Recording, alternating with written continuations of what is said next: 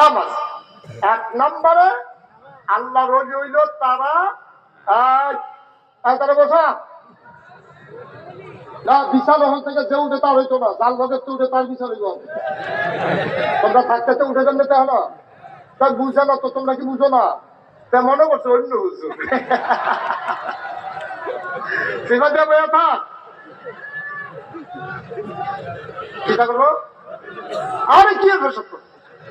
আচ্ছা যা সাইডা গিয়া, হ্যাঁ আমিন কর, জোরে কর, আরো জোরে। আমরা জান্নাতে যেতে চাই, যেতে চাই।